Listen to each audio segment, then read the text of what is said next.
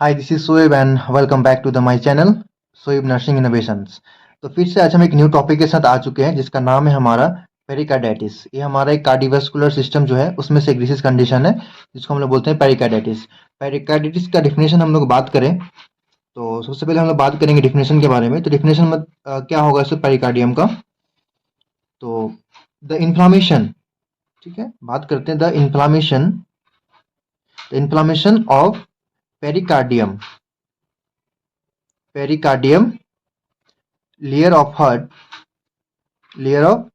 heart is known as pericarditis.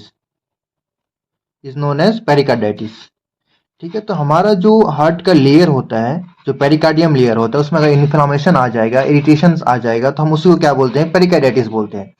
जैसे कि हम लोग को पता है कि लेयर में हमारे हार्ट में जो है 3 लेयर पाया जाता है। ठीक है, सबसे पहले वाले को हम लोग बोलते हैं पेरिकार्डियम।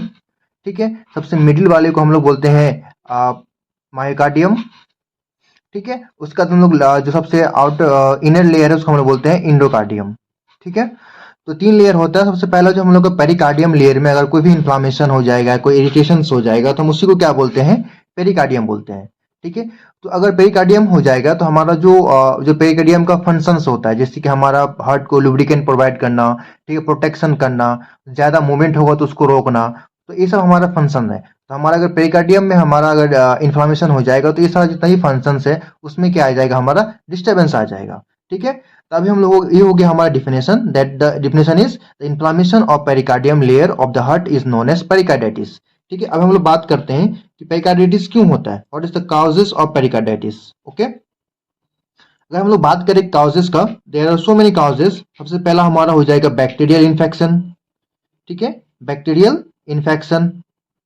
उसके बाद फिर हमारा और आ जाएगा वायरल इन्फेक्शन। ठीक है, उसका फिर फंगल इन्फेक्शन। ये सब इन्फेक्शन की वजह से क्या होगा, हम लोग को पेरिकार्डाइटिस हो सकता है। इसके अलावा भी बहुत सारा और काउजेस है, जैसे कि चेस्ट ट्रॉमा। अगर चेस्ट में किसी तरह का इंजरी हो जाए, ठीक है, या फिर ट्रॉमा हो जाए, तो उसके वजह से भी हम लोग क्या हो सकता है, पेरिकार्डाइटिस हो सकता है।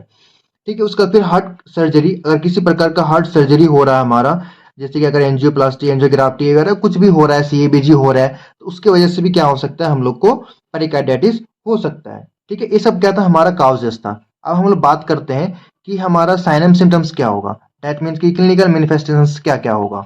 अगर पेरिकार्डाइटिस किसी को हो जाता है तो क्या क्या साइन एंड सिम्टम्स हम लोग को दिखता है। तो सबसे पहले साइन एंड सिम्टम दिखेगा कि शार्प पेन।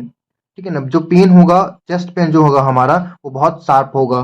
ठीक है, उसके बाद फिर हमारा नेक में पेन होगा, नेक, शोल्डर। ठीक है, इस सब में क्या होगा, हमको पेन फील होगा पेशेंट्स को।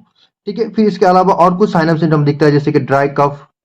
ठीक है, ड्राई कफ हो सकता है आपको। ठीक है, एंड देन फिर हमारा जानते हैं कभी भी इन्फ्लामेशन होगा तो हम लोग को फीवर भी होता है। और फिर हो सकता है आपको डिस्पिनिया, डिस्पिनिया भी आपको दिखेगा। साथ में क्या होगा, आपको दिखेगा स्वेटिंग, एक्सेस स्वेटिंग भी आपको होता है। ठीक है, ये सब क्या था, हमारा साइन एंड सिम्टम्स था। साफ पेन होगा, नेक शोल्डर में आपको पेन होगा। ठीक है, उसका फिर क्या होगा, ड्राई कफ, फीवर, डिस्पिनिया और स्वेटिंग भी होगा आपको। ठीक है, अब हम लोग बात करते हैं कि इसको हम किस तरह से डायग्नोस करते हैं, what are the diagnostic evaluation of pericarditis. ठीक है, तो डायग्नोस्टिक इवैल्यूएशन डीई। तो सबसे पहले हम लोग क्या करेंगे, उसका हिस्ट्री कलेक्शन करेंगे। ठीक है, उसका दूसरा नंबर में हम लोग फिजिकल एग्जामिनेशन करेंगे। फिर हम लोग करेंगे उसका चेस्ट एक्सरे। ठीक है, चेस्ट एक्सरे करेंगे। फिर हम लोग करेंगे ईसीजी। फिर करेंगे हम लोग इकोकार्डियोग्राम। ठीक है, एंड देन फिर लास्ट में हम लोग सीटी स्कैन भी करेंगे।